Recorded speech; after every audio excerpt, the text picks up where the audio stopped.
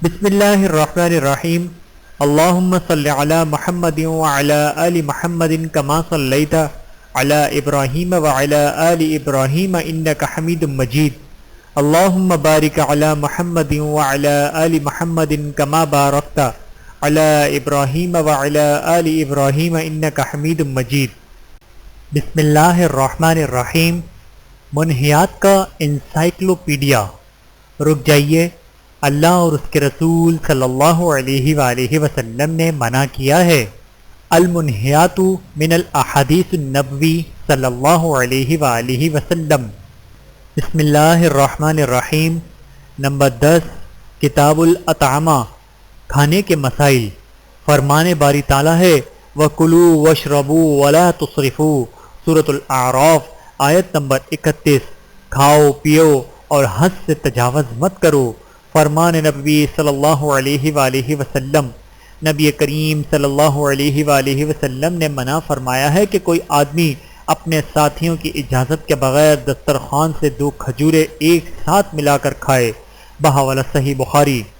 اکٹھے کھاتے وقت ساتھی کی اجازت کے بغیر دو یا 3 چیزیں اٹھا کر کھانا ممنوع ہے۔ سیدنا عبداللہ بن عمر رضی اللہ تعالیٰ عنہ سے مروی ہے، وہ بیان کرتے ہیں کہ نبی کریم صلی اللہ علیہ وآلہ وسلم نے اس بات سے منع فرمایا ہے کہ کوئی آدمی اپنے ساتھی کی اجازت کے بغیر دسترخوان سے 2 کھجوریں ایک ساتھ ملا کر کھائے۔ بحوالہ صحیح بخاری۔ کیونکہ ایسا کھانے سے دوسروں کو حق تلفی ہوتی ہے، اور دوسری بات یہ کہ انسان کی حوث کاری کا شکار ہو جاتا ہے، جو ایک مذموم صفت، حالانکہ مومن بہت تحمل اور عاجزی سے کھاتا ہے اور کم کھاتا ہے۔ رسول اللہ صلی اللہ علیہ وآلہ وسلم نے اسی طرف اشارہ کرتے ہوئے فرمایا، مسلمان ایک آنت میں کھاتا ہے اور کافر 7 آنتوں میں کھاتا ہے۔ بحوالہ صحیح بخاری۔ گندگی کھانے والے جانوروں کی ممانعت۔ سیدنا ابن عمر رضی اللہ تعالیٰ عنہ سے مروی ہے، وہ بیان کرتے ہیں کہ نبی کریم صلی اللہ علیہ وآلہ وسلم نے جلالہ کو کھانے سے اور اس کا دودھ پینے سے منع فرمایا ہے۔ بحوالہ سنن ترمذی۔ ہر چیر پھاڑ کرنے والا درندہ اور ہر ایسا پرندہ جو پنجوں سے شکار کرے وہ حرام ہے۔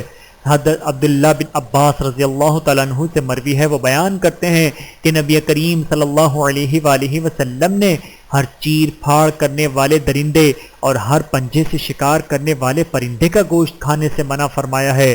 بحوالہ صحیح مسلم۔ توضیح: ایسا درندہ کھانا حرام ہے، اس سے مرد ایسا درندہ جو کچھلیوں کے ساتھ شکار کر کے کھائے، مثلا شیر، بھیڑیا، چیتا وغیرہ۔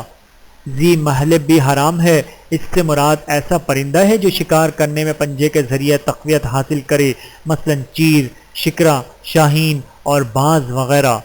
زندہ جانور کو باندھ کر، تیر مار کر اور کچھ حصہ کاٹ کر کھانے کی ممانعت۔ عبداللہ بن یزید رضی اللہ تعالیٰ عنہ سے مروی ہے، وہ بیان کرتے ہیں کہ رسول اللہ صلی اللہ علیہ وآلہ وسلم نے رہزنی کرنے سے اور مثلا کرنے سے منع فرمایا ہے۔ بحوالہ صحیح بخاری۔ جلالہ کا دودھ اور مشکیزے کو منہ لگا کر پینا ممنوع ہے۔ کسی جانور کو باندھ کر تیر مار کر کھانا حرام ہے، اور اسی طرح مسئلہ کرنا یعنی جانور کو رسول اللہ صلی اللہ علیہ وآلہ وسلم نے کھانے سے منع فرمایا ہے، جیسے کہ راوی نے خود وضاحت فرمائی ہے۔ جلالہ کا دودھ اور مشکیزے کو منہ لگا کر پینا ممنوع ہے۔ ابن عباس رضی اللہ تعالیٰ عنہ سے مروی ہے، وہ بیان کرتے ہیں کہ بے شک رسول اللہ صلی اللہ علیہ وآلہ وسلم نے مجسمہ کو کھانے سے اور جلالہ کے دودھ کو پینے سے اور مشک کو منہ لگا کر پینے سے منع فرمایا ہے۔ بحوالہ سنن ترمذی۔ پتھر یا غلیظ سے شکار کیا ہوا جانور۔ عبداللہ بن مغفل مزنی رضی اللہ تعالیٰ عنہ سے مروی ہے، وہ بیان کرتے ہیں کہ رسول اللہ صلی اللہ علیہ وآلہ وسلم نے حذف سے منع فرمایا ہے، اور فرمایا خذف سے نہ تو شکار مرنا اور نہ دشمن کو کوئی صدمہ پہنچانا ہے، بلکہ وہ آنکھ پھوڑ دیتا ہے اور دانت توڑ دیتا ہے۔ خذف سے مراد کنکری پھینکنا ہے، یعنی پتھر پھینک کر یا خلیل وغیرہ سے شکار کیا ہوا جانور درست نہیں، حتیٰ کہ اس کو زندہ حالت میں پکڑ کر ذبح کیا جائے تو درست ہے۔ بعض علماء بندوق وغیرہ کو بھی اسی کے حکم میں رکھتے ہیں۔ واللہ اعلم۔ مہمان نوازی میں تکلف کرنے کی ممانعت۔ شفیق بن عبداللہ رضی اللہ تعالیٰ عنہ سے مروی ہے، وہ بیان کرتے ہیں کہ ہم سلمان رضی اللہ تعالیٰ عنہ کے پاس مہمان گئے تو انہوں نے گھر میں موجود پانی سے ہماری ضیافت فرمائی اور فرمایا اگر یہ بات نہ ہوتی کہ رسول اللہ صلی اللہ علیہ وآلہ وسلم نے مہمان کے تکلف کرنے سے منع نہ کیا ہوتا تو میں تمہارے لیے تکلف ضرور کرتا۔ بہاوالہ مستند احمد۔ توضیح: مہمان کی مہمان نوازی اپنی استطاعت کے مطابق پر تکلف کرنی چاہیے، جیسا کہ ترمذی میں ہے کہ اپنے مہمان کی جائز خدمت کرو۔ جائز سے مراد علماء نے پر تکلف کیا ہے، البتہ بعض لوگ رہنما تکلف کر کے مہمان نوازی کرنے کی کوشش کرتے ہیں، جس سے بہت سے معاشرتی مسائل جنم لیتے ہیں۔ رسول اللہ صلی اللہ علیہ وآلہ وسلم نے ایسی پر تکلف مہمان نوازی کرنے سے منع فرمایا ہے۔ واللہ اعلم۔ المنہیات، سابقہ منہیات سے رہ جانے والی منہیات کا تذکرہ۔ نمبر 1، جو چیزیں کھانا حرام ہے۔ نمبر 1، مردار جو طبعی موت مر جائے۔ نمبر 2، خون دم مسفوحہ بہا ہوا خون۔ نمبر 3، خنزیر کا گوشت۔ نمبر 4، جس پر اللہ کے سوا کسی دوسرے کا نام پکارا گیا ہو۔ نمبر 5، جو جانور گلا گھٹنے سے مرا ہو۔ نمبر 6، جسے چھڑی یا لاٹھی ماری جائے اور وہ مر جائے۔ نمبر 7، جو بلندی سے گر کر مر جائے۔ نمبر 8، جو دوسرے جانور کے سینگ مارنے سے مرا ہو۔ نمبر 9، جسے درندوں نے چیر پھاڑ کھایا ہو، اگر ذبح کر لیا جائے تو درست ہے مرنے سے قبل۔ نمبر 10، جسے آستانوں یا مزاروں پر ذبح کیا گیا ہو۔ بہاوالہ سورۃ المائدہ آیت نمبر 3-6، سورۃ الانعام آیت نمبر 145۔ نوٹ: عادی یا سرکش اگر نہ ہو تو مجبوری کی حالت میں ان سب کو استعمال میں لا سکتا ہے۔ نمبر 2، کتے اور بلیاں کھانا ممنوع ہے۔ رسول اللہ صلی اللہ علیہ وآلہ وسلم نے کتے اور بلی کی قیمت سے منع فرمایا ہے۔ بحوالہ صحیح مسلم۔ ابن عباس رضی اللہ تعالیٰ عنہ بیان کرتے ہیں کہ رسول اللہ صلی اللہ علیہ وآلہ وسلم نے فرمایا، بلا شبہ اللہ تعالیٰ جب کسی قوم پر کوئی چیز کھانا حرام کر دیتا ہے تو اس کی قیمت بھی حرام کر دیتا ہے۔ بحوالہ سنن ابی داود۔ لہذا کتے اور بلیاں حرام ہیں، ان کا کھانا ممنوع ہے، اور اس لیے بھی کھانا حرام ہے کہ یہ درندے ہیں اور مردار وغیرہ کھاتے ہیں۔ واللہ اعلم۔ نمبر 3، ہر خبیث چیز کھانا ممنوع ہے۔ ارشاد باری تعالیٰ ہے وَيَحْزِمُ عَلَيْهِمُ الْخَبَائِثَ، سورۃ الاعراف آیت نمبر 157۔ آپ صلی اللہ علیہ وآلہ وسلم ان پر خبیث اشیاء کو حرام قرار دیتے ہیں۔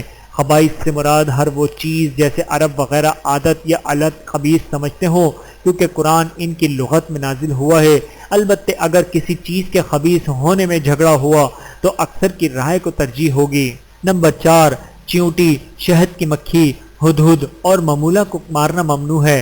حضرت ابن عباس رضی اللہ تعالیٰ عنہ بیان کرتے ہیں کہ نبی کریم صلی اللہ علیہ وآلہ وسلم نے 4 چیزوں کے قتل سے منع فرمایا ہے۔ نمبر 1، چیونٹی۔ نمبر 2، شہد کی مکھی۔ نمبر 3، ہدہد، اور نمبر 4، ممولہ۔ بحوالہ صحیح بخاری۔ نمبر 5، مینڈک کو مارنا ممنوع ہے۔